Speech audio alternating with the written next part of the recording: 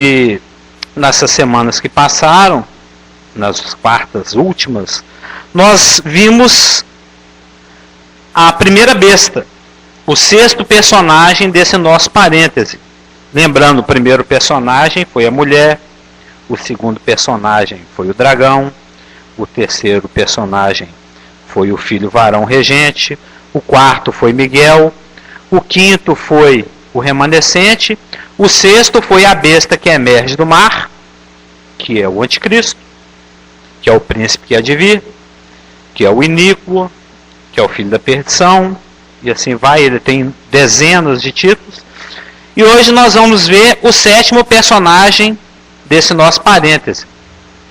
Vocês, irmãos, se lembram, as 5 semanas atrás, nós falamos que esse parêntese de Apocalipse 12:1 até 14:20, ele é um parêntese que apresenta personagens que são importantes para o entendimento do estudo da doutrina da tribulação. Período esse também conhecido como tempo de angústia de Jacó.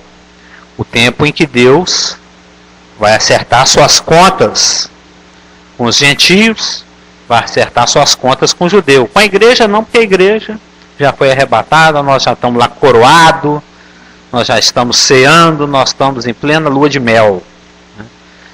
E o nosso texto hoje, gostaria que os irmãos abrissem, se encontra em Apocalipse 13, de 11 a 18, que é um trecho onde muito se fala, é um dos pouquíssimos textos que fala a respeito da outra besta, né? A palavra besta é a tradução da palavra therion, né? Que na realidade é o animal feroz, que é o ajudante da primeira besta. Então nosso texto diz o seguinte, Apocalipse 13, 11 em diante. Vi ainda, isso é o João falando, o João a quem foi dada a revelação da ilha de Patmos. Vi ainda outra besta emergir da terra. Possuía 2 chifres. A primeira possuía 7, 10. Essa possui 2. A primeira possuía, ou possuirá 10. Essa possui 2. Possuía 2 chifres parecendo cordeiro, mas falava como dragão. Exerce toda a autoridade da primeira besta na sua presença. Faz com que a terra e os seus habitantes adorem a primeira besta, cuja ferida mortal fora curada. Também opera grandes sinais, de maneira que até fogo do céu faz descer à terra diante dos homens, algo público. Seduz os que habitam sobre a terra por causa dos sinais que lhe foi dado executar diante da besta, a primeira, dizendo aos que habitam sobre a terra que façam uma imagem à besta, a primeira, a do mar, aquela que ferida a espada reviveu ou sobreviveu ou tornou a vida, são várias traduções. E lhe foi dado comunicar fôlego à imagem da besta, para que não só a imagem falasse, como ainda fizesse morrer quantos não adorassem a imagem da besta. A primeira, o anticristo, aqui emerge do mar. A todos, pequenos e grandes, ricos e pobres, livres e escravos, faz que lhes seja dada certa marca sobre a mão direita ou sobre a fronte, para que ninguém possa comprar ou vender, senão aquele que tem a marca, o nome da besta ou o número do seu nome. Aqui está a sabedoria. Aquele que tem entendimento, calcule o número da besta, pois o número é número de homem. Ora, esse número é 666. Então, após a revelação da primeira besta, Apocalipse 13:1, quando Satanás, jogado do céu, equibalado por Miguel, cai aqui na terra, furioso, timocêntrico, cheio de timos, né, cheio de ira emocional, com desejo de vingança, Satanás cai aqui na terra com um duplo objetivo. Um duplo objetivo. Perseguir os crentes, perseguir o restante da descendência da mulher e promover a adoração universal, global de si mesmo. Isaías 14:14. Sereis semelhante ao Altíssimo. O grande objetivo de Satanás, tomar o lugar de Deus. E o homem feito à semelhança de Deus, desde o Éden, tem sido seu alvo. Tem sido seu alvo. E ele vem trabalhando ao longo dos milênios, objetivando esse breve período aqui, de 42 meses. O que a gente já tem observado e vai continuar observando aqui no capítulo 13, que é um capítulo paraguaio. É um capítulo cheio de falsificações. É um capítulo cheio de paródias. É um capítulo cheio de contrafações. É um capítulo cheio de imitações.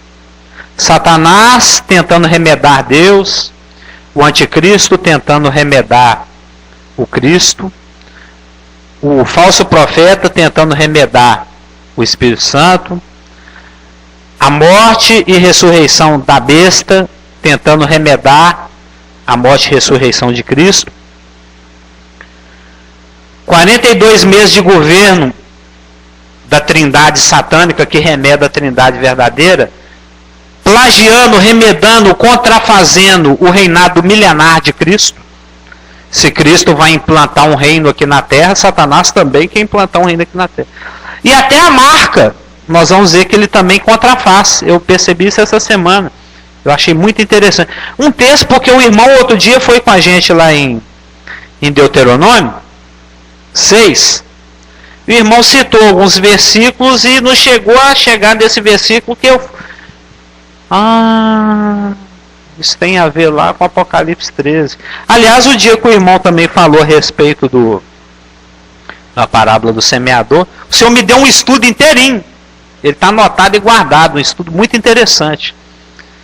E muitas vezes o irmão está pregando, eu começo a viajar ali, o Espírito Santo começa a dar uma coisa, depois eu tenho que assistir a pregação em casa, porque eu viajo, né, fico aí, igual o Carlos Augusto fala, nas nuvens, irmão, nossa, eu fui lá na estratosfera, eu fiquei igual um balão de gás hélio, não é o que ele fala às vezes no Cássio? Nossa, irmão, eu fiquei lá nas alturas, o que você estava falando. É fantástico, blá blá blá, ele é todo entusiasmado. Então, após a revelação da primeira besta, homens e instrumentos que Satanás está convocando, está selecionando, isso a gente não pode perder o foco no capítulo 13.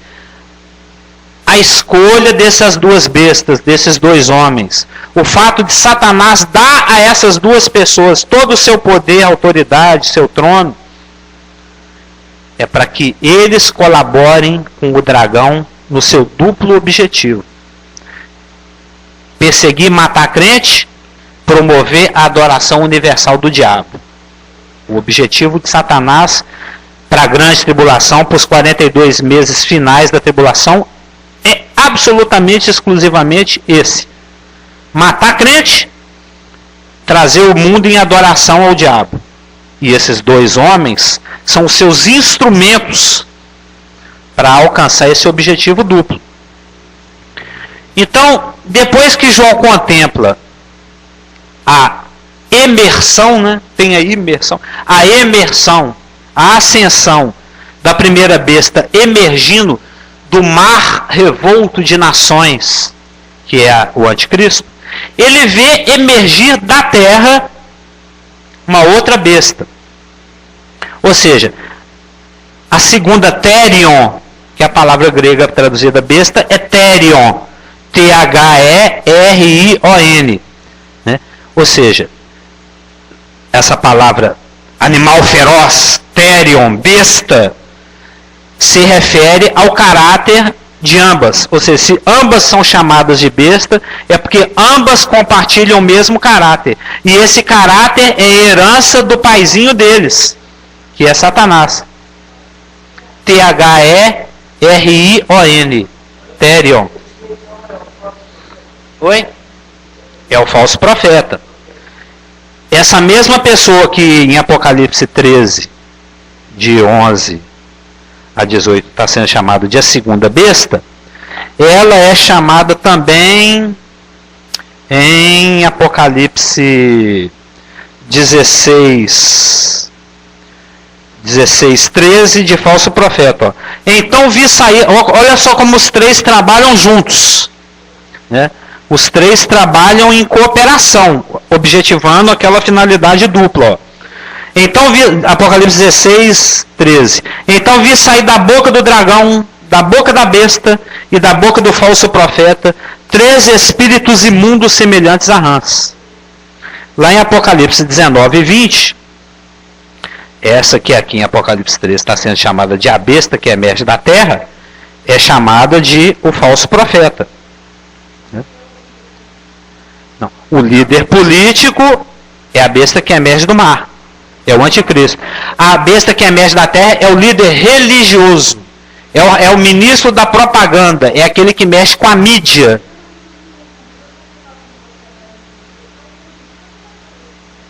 Não.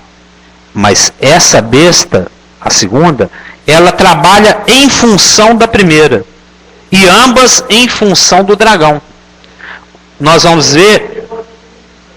Oi.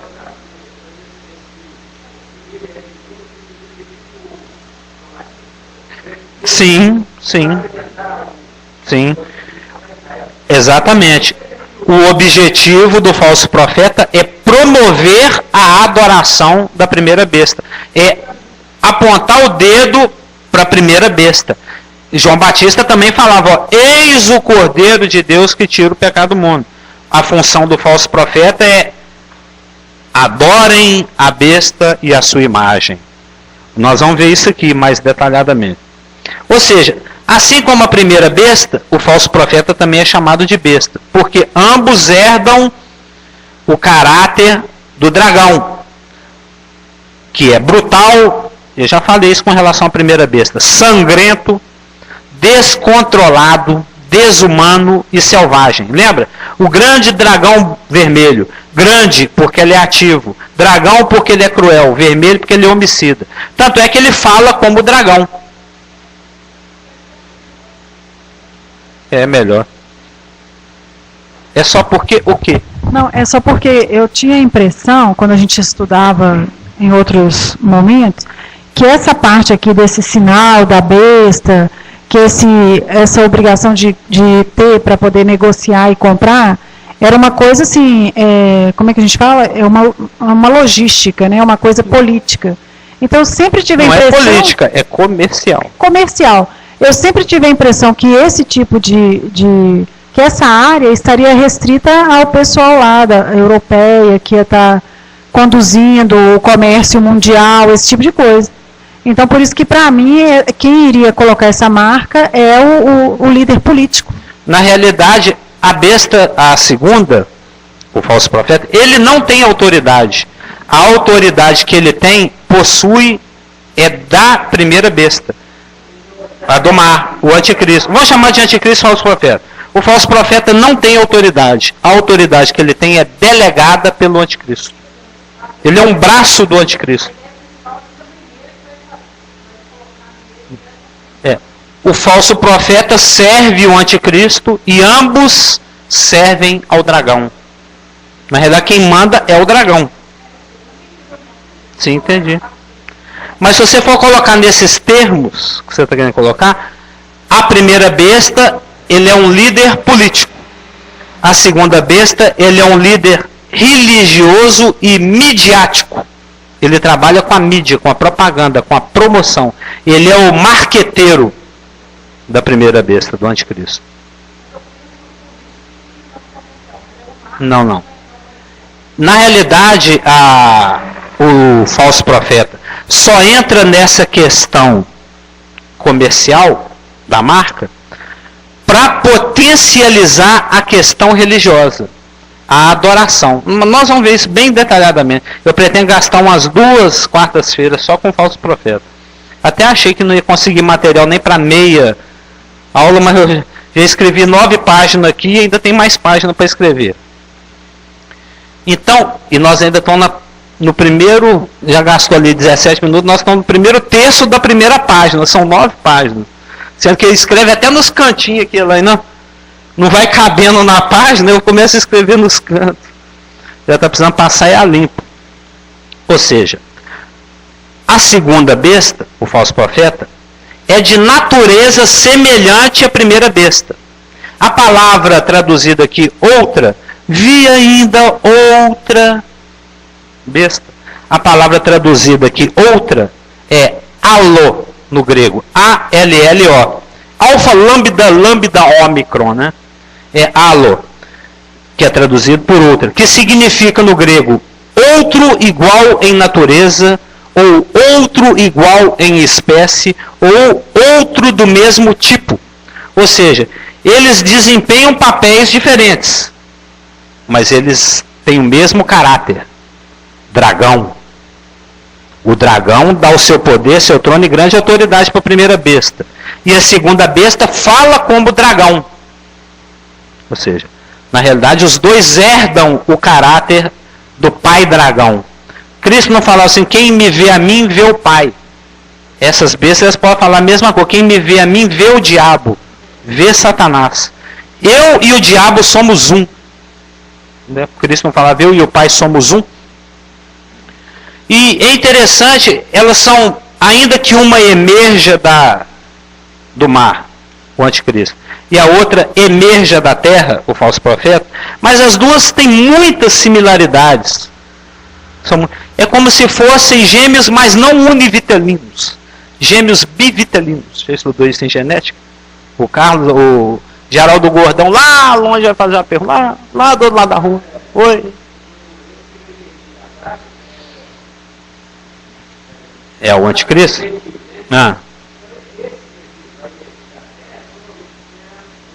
Sim, nós vamos entrar nessa questão. Sim. Já que você tocou nesse assunto,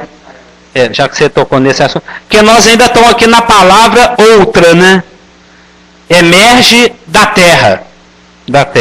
Só para antecipar, já que o irmão tocou. A terra, no grego aqui, é G. Geral. G de geografia, né? G no grego significa chão, região ou país. E é óbvio que 999% das vezes em que se refere à terra nas escrituras, isso está remetendo à Palestina, à terra. A primeira emerge do mar, a segunda emerge da terra.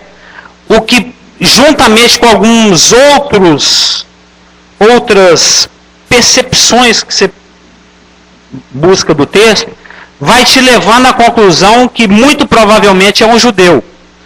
Primeiro, porque emerge da terra, e terra sempre remete a não estamos afirmando, mas são detalhes exegéticos que vão te conduzindo a uma conclusão. O fato dele emergir da terra, e terra é um termo bíblico, é um termo teológico, que quase que invariavelmente remete à Palestina. Abraão, sai da tua terra, vai para a terra, sempre, desde aquela época de Gênesis 12, 1, que terra é quase que invariavelmente associada à Palestina. Outro fato, o fato de que essa besta é chamado de falso profeta. E profeta é um ofício genuinamente judaico. Acho que em nenhum lugar da Bíblia praticamente não se cita exceto aqui no Novo Testamento, em alguns casos da igreja, e que também é o caso dos falsos profetas, mas quase que invariavelmente o ofício de profeta é ligado a questões judaicas. Em especial se alguém que tem como objetivo enganar e perseguir judeus. Lembra? O foco. Não podemos perder o foco em Apocalipse 13, que o objetivo de Satanás para esse período e com esses dois homens é perseguir o restante da descendência da mulher e promover a adoração universal do dragão, do diabo. Então, o fato de que essa besta emerge da terra, um palestino ou alguém que nasce na Palestina, um judeu provavelmente. O fato de que ele também é chamado de falso profeta, que é um ofício genuinamente judaico. E não somente ele é chamado de falso profeta, mas ele realiza o sinal que é exatamente semelhante ao maior de todos os profetas, Elias. Qual que era o sinal de Elias? Cai fogo do céu. Eu sou lá em 2 Reis, capítulo 1. Homem de Deus, desce daí que você esteja preso. Eu sou homem de Deus? Então se eu sou homem de Deus, cai fogo do céu e te consuma. Morreu o capitão e seus 50.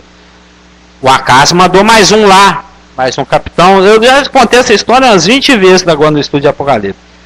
Ou seja, Elias representa os profetas, é o profeta dos profetas. E Moisés representa a lei. Tanto que no Monte da Transfiguração, Cristo tinha ao seu lado Elias e Moisés. Ou seja, ele tinha o testemunho da lei e dos profetas. E esse falso profeta, já exercendo um ofício que é genuinamente judaico, o de profeta, de Neviim, ainda opera um sinal que remeda, que contrafaz, que imita o sinal do profeta mor, o profeta dos profetas, o Elias. Mais um indício exegético de que essa pessoa é um judeu, que ele está imitando o profeta ícone, né? O profeta mor. E um outro detalhe, um terceiro detalhe, existem outros, é que ele parece um cordeiro. Ele parece um cordeiro. E a palavra aqui, que tem duas palavras para cordeiro, mas essa palavra que está traduzida cordeiro aqui, é justamente aquele cordeiro de sacrifício. O cordeiro que se imola lá no altar do holocausto, aquele primeiro altar quando você entra no templo ou no tabernáculo. O que indica que essa pessoa, viu, Elaine, ela tem um caráter religioso. É uma pessoa ligada à religião, porque cordeiro, em especial cordeiro do sacrifício, é um termo de levítico, né? É um termo religioso. Essa conclusão eu cheguei essa semana. Porque o cordeiro é um símbolo religioso e é um símbolo sacrificial. Opinião do Carlos Hamilton. Eu penso até que esse falso profeta seja o sumo sacerdote que oficializa no templo reerguido pelo anticristo na tribulação para enganar os judeus. Isso é a minha opinião. Eu nunca li isso em lugar nenhum. Mas essa semana, né, Elaine?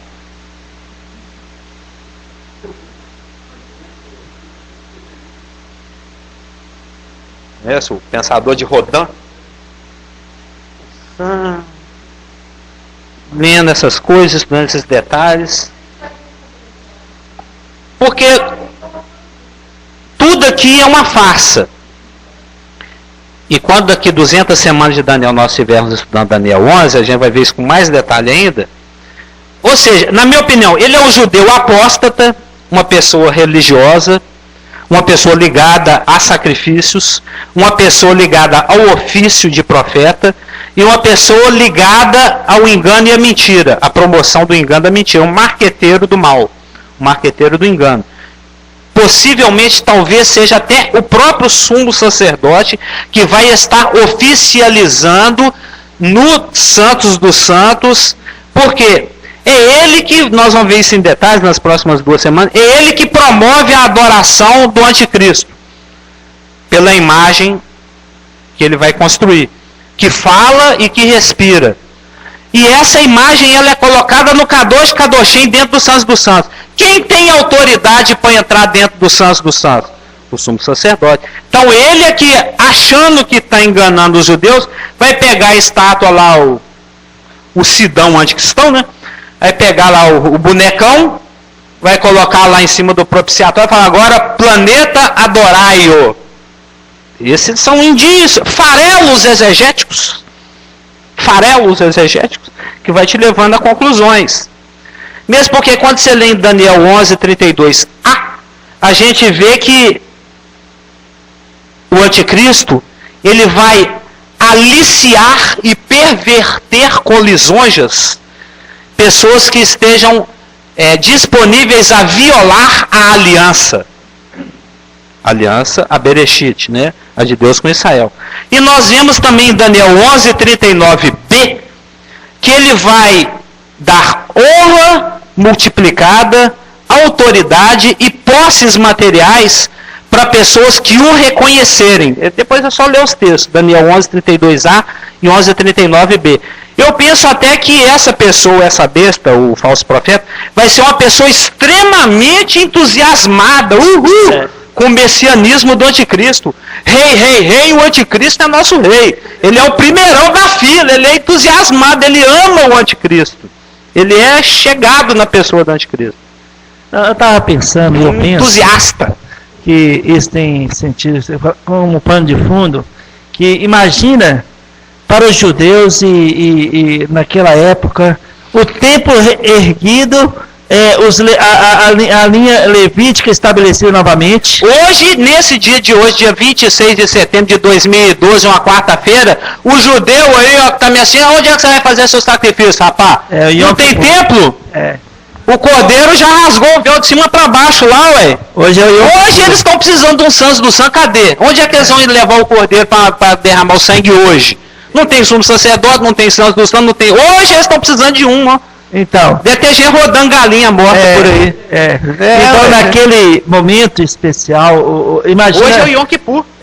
Naqueles 3 anos e meio, o templo reerguido novamente. É um anseio, né?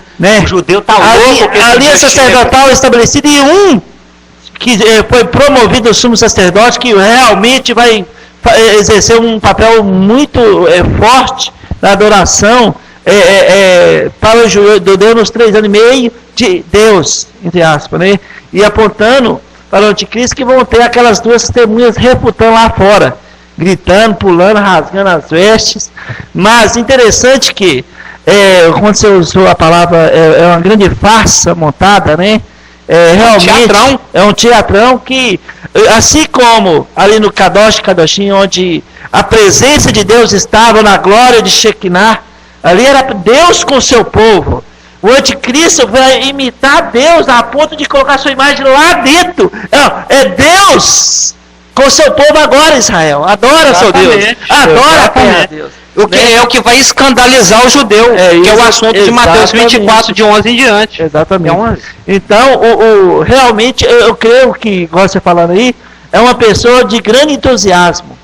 Né? E de grande autoridade moral. E fará sinais. 24:15 em diante. E fará sinais assim que vão levar a humanidade a crer que aquele lá, o que colocou sua mão lá dentro, é o Messias, é o homem poderoso mesmo. É tanto que lá em Apocalipse 19:20 você citou, né? Quando vai ser desmascarado, né? Todos os seus sinais e adoração que o falso profeta fez, né? Ali é a segunda besta. Não é isso? É interessante que, como é uma farsa grotesca, ou uma imitação grotesca. Eu pensei nessa palavra essa semana, grotesca. Também quando a gente vê a questão da vida que a besta, o falso profeta, dá para a imagem, é uma coisa grotesca. O irmão citou aí a questão do Satanás semedando, porque o Santos dos Santos, que é onde repousava a glória de Deus, a Shekinah, a manifestação visível de Deus para Israel era a nuvem luminosa do Shekinah, que repousava em cima do Santo dos Santos, lá do lado de fora do santuário do tabernáculo. O ponto de encontro de Deus com os homens, e em especial de Deus com Israel, que é a nação sacerdotal de Deus. Vós sois nação santa sacerdocial. Isso foi dito primeiramente para Israel, depois estendido à igreja. Qual que é o objetivo Isaías 14:14 de Lúcifer, de Satanás, do diabo? Ser semelhante ao Altíssimo. Ele já foi derrubado do terceiro céu, o primeiro céu, o Epiorano, o céu atmosférico. Miguel já equibalou aqui para a terra. O tabernáculo, o templo, ele é uma réplica do verdadeiro tabernáculo que se encontra lá no Triton ou Uranon, no terceiro céu. Triton ou Uranon, o terceiro céu. Já que eu não posso ficar com a matriz, vou me promover na filial. Eu vou no segundo lugar mais especial do universo. Eu vou no segundo lugar mais importante do universo. O primeiro é lá no Santos dos Santos do Triton Urano. Lá eu não posso ir mais. Então eu vou fazer meu marketing aqui nesse aqui, ó, o segundo lugar mais importante do universo, que é o Monte Moriá, que é onde, segundo a tradição judaica, o crânio de Adão se encontrava, ou se encontra, que é o lugar aonde Abraão quase sacrificou Isaac, que é o lugar onde Maomé teve encontro com Alá, que é o lugar onde Deus se encontra com o judeu, que é o lugar aonde, o único lugar da terra aonde se pode construir o Santos dos Santos e o tabernáculo. É lá no Monte Moriá, naquela colina específica de Jebus, ou de Jerusalém, uma colina que foi conquistada por Davi. O único lugar na terra onde Deus se encontra com o homem, lugar físico. Então é o segundo lugar mais especial do universo. Da terra e dos 3 céus que existem, é o segundo lugar mais importante.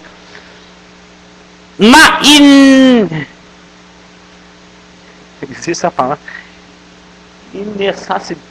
No quanto que é inacessível, inacessibilidade, não sei nem como é que eu invento essa palavra. No quanto que é inacessível o Santos dos Santos do terceiro céu, vai-se lá no da terra mesmo. É o segundo lugar mais importante do universo.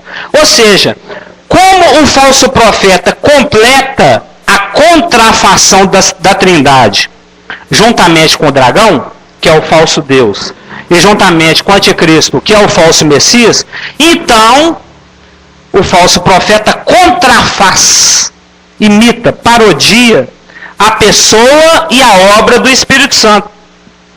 Quer ver? Vamos dar uma chegadinha lá em João 16:14. O que diz em João 16? Igual eu já falei para os irmãos, João 16 é um capítulo importantíssimo para o entendimento e para o estudo da pneumatologia, que é o estudo do Espírito Santo. Não, de Mateus. Nós vamos entrar nesse assunto aí detalhadamente quando chegar a perseguição propriamente dita. Então, em João 16:14, que é um capítulo importantíssimo para o estudo da pneumatologia, estudo do Espírito Santo, diz o seguinte. Carlos, só para esclarecer aqui que você citou, né, sobre Maomé encontrando com Alá, e o Gordo gerou a dúvida ali. Segundo os islâmicos, né? Então, ele não encontrou com Deus de Israel. Ele encontrou com o espírito de luz travestido. E o que o Geraldo falou ali, agora ele falando que o... Eu vou até citar aqui primeiro, 2 Coríntios 11:14 e 15. Que se Satanás se transfigura em anjo de luz, muito mais seus ministros e ministros de justiça. Porque a história de Maomé é interessante porque ele era um viajante, né, que vivia no deserto, vendendo... Era um camelô do deserto. Cuidado com o que você fala, senão você vai pôr fogo aqui nessa loja. Os muçulmanos já andam meio nervosos esses dias. É até melhor não entrar aprofundar na história, mas é interessante que não foi o Deus de Israel. Não foi o Deus de Israel, porque está gravado ao vivo. Então... Claro. E quem ele encontrou lá foi esse aqui, de 2 Coríntios... 2 Coríntios 11, ó. Na realidade, porque o próprio apóstolo Paulo fala lá em Gálatas, ainda que um anjo do céu desça e apresente o evangelho diferente daquele que eu tenho pregado, seja ele maldito, anátema. E Paulo já tinha escrito aqui também em 2 Coríntios 11, e eu já ia até usar esse versículo aqui para falar do falso profeta, porque ele se apresenta como um ministro de justiça, Mas na realidade ele é um ministro do engano. Porque segundo Coríntios 11,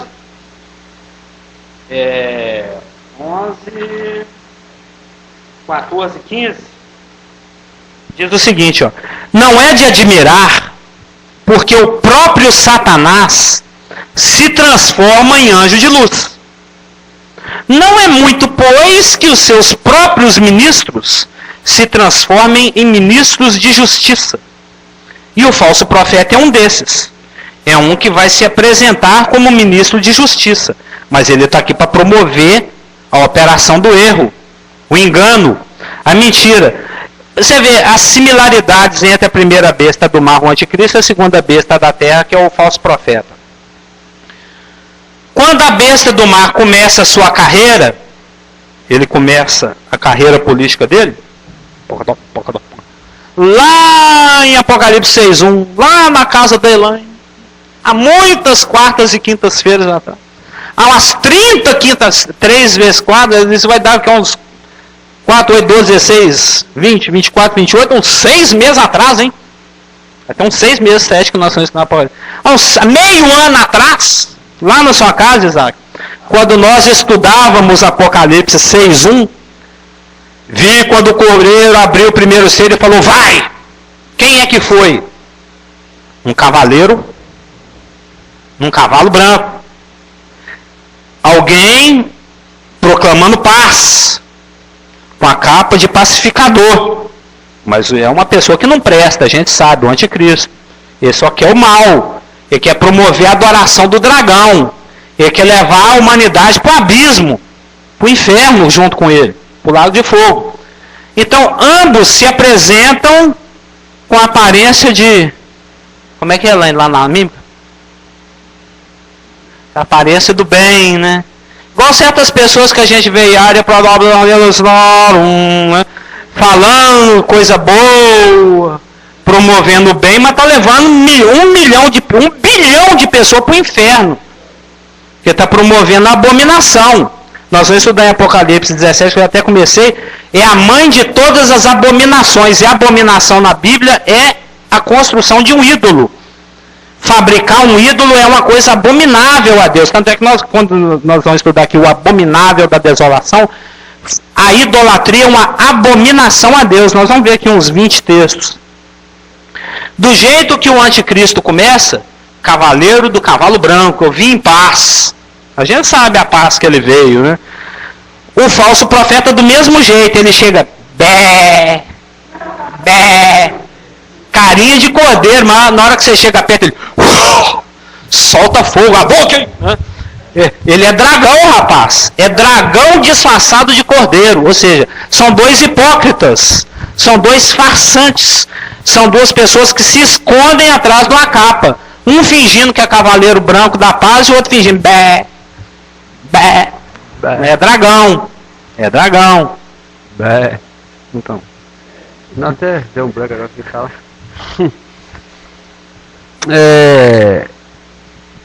Ai, gente, deu um branco. É sobre... Cavaleiro branco, então. Sobre o Cavaleiro Branco. O que você fez aí? Você fez a imitação aí, entendeu?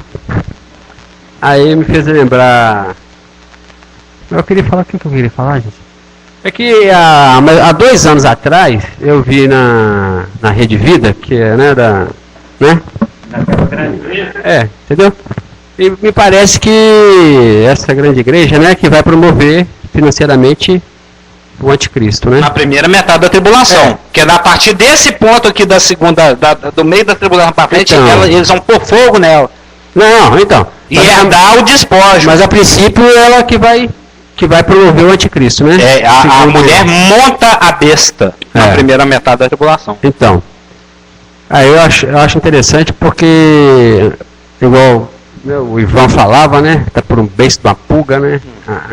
O pastor... Nosso amantíssimo Ivan Araújo Neves. Então, eu lembro quando o Ivan falava que tá por um beijo de uma pulga 15 anos atrás. Aí há 2 anos atrás, essa questão dessa grande igreja aí, né? Aqui, que vai há 25. Não, mas no meu caso 15, no né? meu caso 25. O que acontece? que essa grande igreja vai promover o anticristo, né? Na primeira metade Financeiramente, vai, né? E há 2 anos, mais ou menos uns 2 anos atrás, entendeu? Eu estava assistindo na Rede Vida, né? O arcebispo de São Paulo, entendeu? Sendo entrevistado, né? Por um repórter da Rede Vida, que é da própria igreja, né? Claro. E aí conversa vai, conversa vem, né? Aí eles conversando a respeito das nações, desse monte de fome, né? Essas mazelas humanas, né? E aí ele usou aquele texto lá de... Né? Que a igreja católica, né? Eles se apoiam naquele texto lá de Atos, quando a igreja estava vendendo tudo, né? Os irmãos estavam vendendo entre todos. os ricos para distribuir para os pobres, né? Para os irmãos pobres. Então aí o arcebispo estava falando em cima desse texto. Aliás, a igreja católica estava em cima desse texto, né? Então ele respondendo pela igreja católica, aí estava falando para o repórter tal, a respeito das mazelas humanas, das nações, né? Outras muito ricas, outras pobres, né? Essa questão das nações. Aí eu achei interessante, porque teve uma hora que ele falou que o Papa, né? Como é que é o nome dele mesmo? Bento XVI. O Bento XVI, né? Que o Bento XVI já estava trabalhando na ONU, né? Diante dos governantes, né? Mundiais, de que o mundo, né, que o Bento XVI já estava trabalhando, plantando essa necessidade de que o mundo precisa de um governante mundial. Entendeu? Bento XVI. Entendi. Não, esse discurso aí é antigo. Não, mas interessante que porque tá... Mas eu falo assim, a questão do base, da pulga, né? Que o Ivan falava há 15 anos, agora, há 2 anos atrás, esse arcebispo... cada vez mais fala chega que esse Bento XVI está tentando promover... Está promovendo isso dentro da ONU, mas usando esse texto da Bíblia, né? Dos ricos ajudando os pobres, entendeu? E de que o mundo, né, precisa, né, que ele está convencido de que o mundo realmente precisa de um governante mundial para que isso aí aconteça. Essa coisa comum, né? Sim, claro. Em cima dessa expectativa que o cavaleiro do cavalo branco vai se apresentar, falou: eu sou ele, gente. Eu vim aqui para deixar todo mundo igual. Trago a paz. Eu trago a igualdade. É verdade, isso já é algo que tem se tornado frequente, já esse tipo de discurso, que o homem precisa que o mundo precisa de um líder. Isso não só no setor eclesiástico, mas no setor financeiro, no setor político, no setor diplomático. Mas o nosso texto de João 16,14 diz o seguinte, está falando do Espírito Santo, olha lá no 13, o Espírito da verdade. Ele, Jesus Cristo falando do Espírito Santo, ele me glorificará, porque há de receber do que é meu, e vou-lo há de anunciar. Ou seja, o Espírito Santo recebe do que é de Cristo, e glorifica a Cristo. O que Apocalipse 13 fala? Apocalipse fala que ele exerce toda a autoridade da primeira besta na sua presença. Ou seja, o falso profeta recebe do que é do anticristo. E seduz os que habitam na terra para adorar a imagem da besta que sobreviveu à espada. Por quê? Já que o falso profeta completa a contrafação da Trindade, juntamente com o dragão, que é o falso Deus, e com o anticristo, que é o falso Messias, então ele contrafaz a pessoa e a obra do Espírito Santo. Se o Espírito Santo glorifica a Cristo, o falso profeta glorifica o anticristo. Se o Espírito Santo recebe o que é de Cristo, o falso profeta opera os sinais com a autoridade e o poder do anticristo na sua presença. O Espírito da verdade dá testemunho da verdade, o falso profeta dá testemunho da mentira. Ele apresenta a mentira como se fora verdade. Por isso que ele tem 2 chifres. Mas recebereis poder ao descer sobre vós o Espírito Santo. É um versículo que os pentecostais adoram, lá, Atos 1:8. Permanecer em Jerusalém. Mas recebereis poder ao descer sobre vós o Espírito Santo. E qual que é a consequência de receber poder? E sereis minhas testemunhas. Jerusalém, Samaria, até os confins da terra. O dragão outorga ao anticristo. E o anticristo outorga é dar, viu, Isaac? Já é nada. Dá, confere, outorga poder para o falso profeta para que ele testemunhe. Ele tem 2 números de testemunho, chifres, poder. É o poder para testemunhar a favor e em favor e a favor do anticristo. Promovendo a pessoa do anticristo. Só que ele parece bé, mas ele fala como Hadouken, como dragão. Hadouken é quando joga aquele foguinho, né? Ou seja, se Satanás se transforma, aquele texto 2 Coríntios 11, 14 e 15, se Satanás se transforma em anjo de luz, o seu ministro se transforma em ministro de justiça. Parece que está falando que é justo, parece que está falando a verdade, parece que está falando que é certo, mas não é. Dentro daquilo que eu estava falando com a Elaine, a primeira besta tem mais poder que a segunda, porque a primeira besta tem 10 chifres e a segunda besta tem 2 chifres. Os chifres do falso profeta indicam que ele possui autoridade. Mas essa autoridade não é governamental, viu, Elaine? Por quê? Porque não está coroado, não está estefanado. A besta, a primeira, o anticristo, ele tem 10 chifres e em cima dos 10 chifres tem 10 diademas, 10 estéfanos, autoridade para exercício de poder. A segunda besta tem 2 chifres e não estão estefanados, não estão coroados, ou seja, ele não pode diretamente exercer autoridade. A autoridade que ele tem é delegada, é transmitida pela primeira besta, o anticristo. E em Mateus 24, 11 a 24, em especial para essa geração tribulacional, que tem 6 capítulos da Bíblia que o Espírito Santo escreveu, igual, tem capítulos da Bíblia que lá para Israel a gente, tudo que na dia foi escrito, tudo foi nos ensinado. Vocês não conhecem o como é que chama, o Vencedores por Cristo? Tem um, canta esse texto. Tudo que na Bíblia foi escrito serve para consolação, serve para ensino. Mas existe uma aplicação direta para Israel, por exemplo. Mas a gente faz a aplicação indireta para nós. E existem textos como Mateus 24 e Apocalipse 13 que foram escritos para a geração tribulacional. Mas a gente já vai aprendendo de antemão. Significa a Confederação Europeia, os 10 seis que vão servi-lo.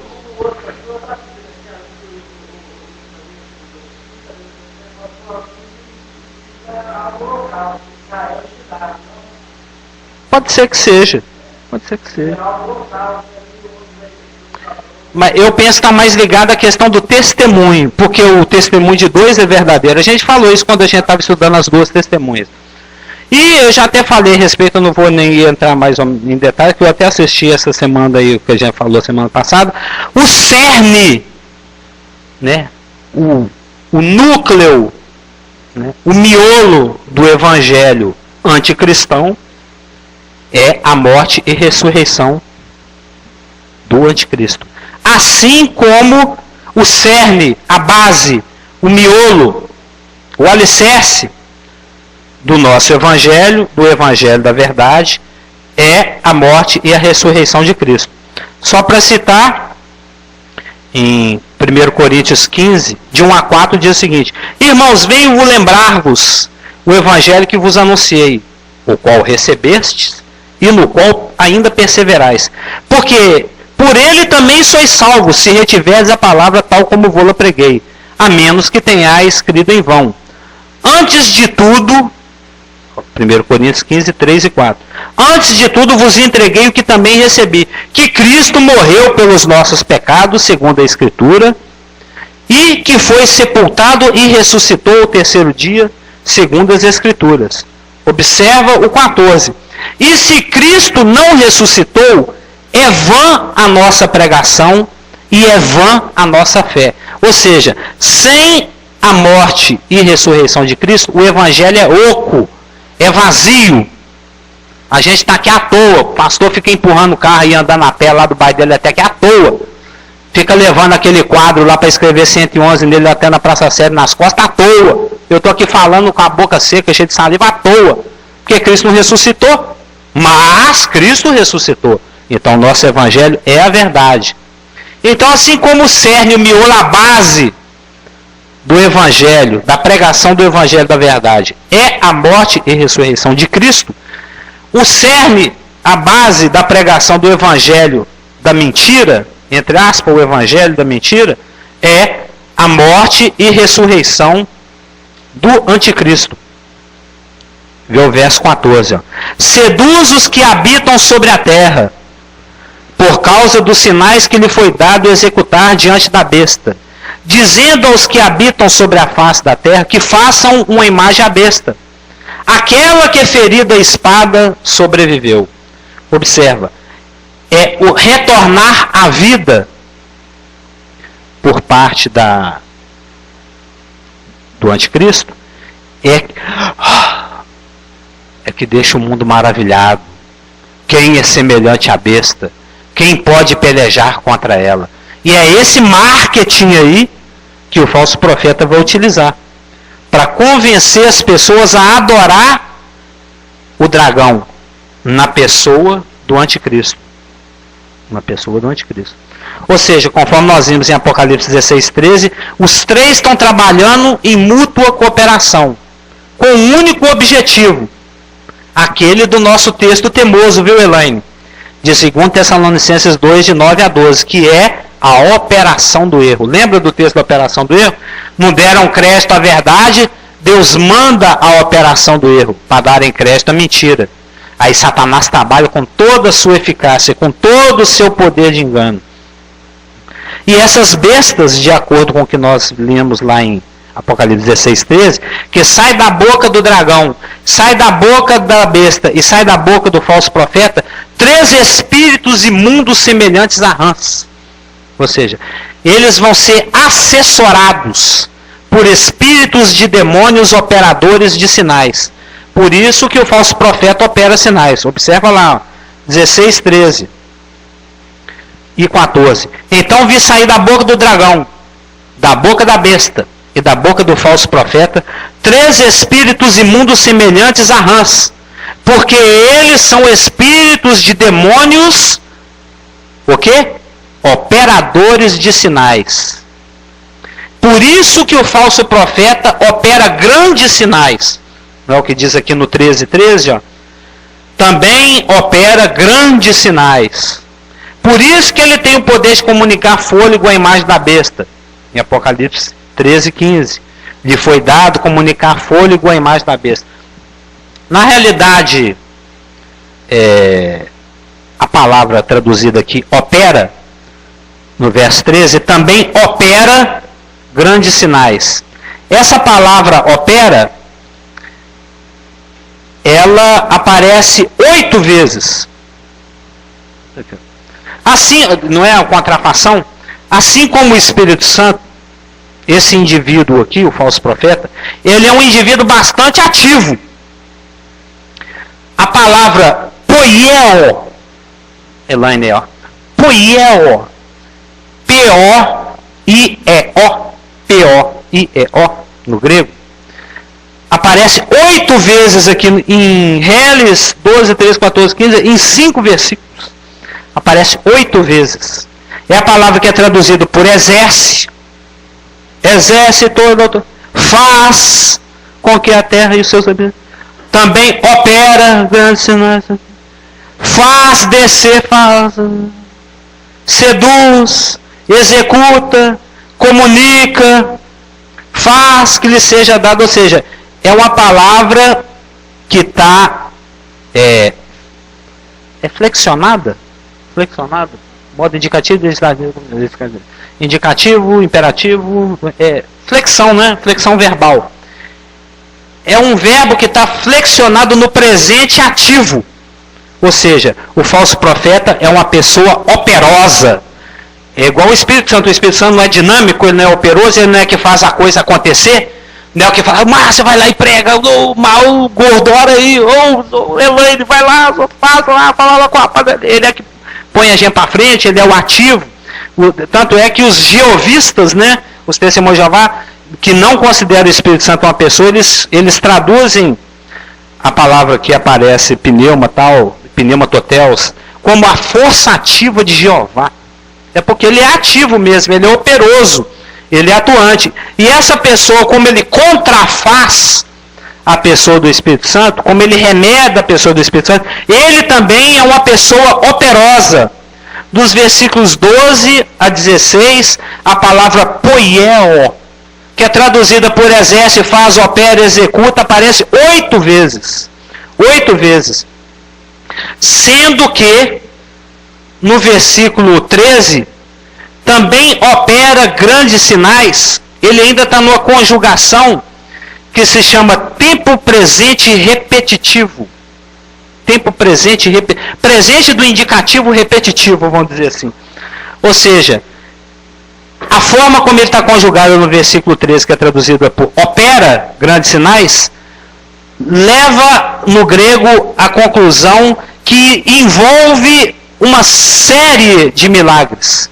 Uma exibição de sinais miraculosos um após o outro. Não vai ser só uma vez, caiu o fogo do céu uma vez, então acabou meu poder.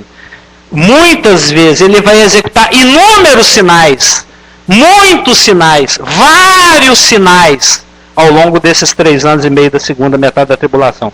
Dos quais mandar fogo do céu à terra e comunicar fôlego à imagem da besta são apenas 2 exemplos. Mas ele opera muitos mais sinais. Ele é uma pessoa extremamente ativa. E a outra coisa interessante é que quando é traduzido aqui, e lhe foi dado comunicar fôlego à imagem da besta. Foi dado comunicar fôlego. O interessante é que a palavra que é traduzida aqui, fôlego, que tem traduções aí que fala, foi dado comunicar vida à imagem da besta. Não é a palavra zoe. Essa palavra é conhecida nossa, que já fizemos em BPG. Zoe é vida. Pneuma que é sopro. Ou seja, a besta, a segunda besta, o falso profeta, ele não dá vida à imagem da besta. Porque ele não tem esse poder. O diabo não tem esse poder. O que ele dá para a imagem é uma aparência de vida. Ele confere pneuma, um sopro. A imagem, ela vai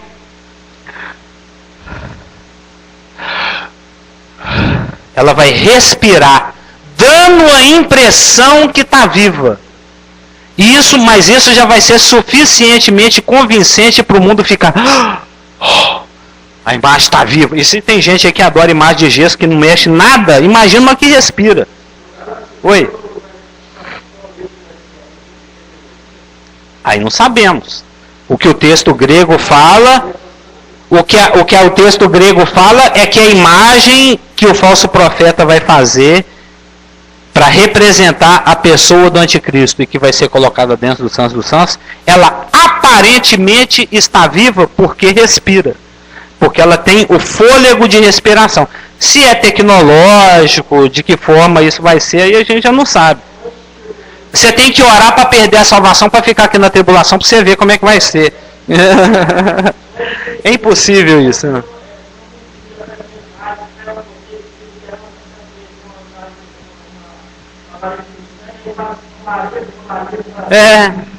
Não, se de repente o rapaz lá, ele limpa o vidro mal limpo e fica parecendo que tem uma santa chorando lá, faz só Maria.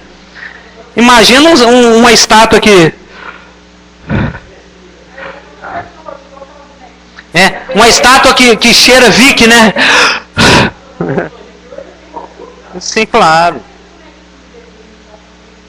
Então.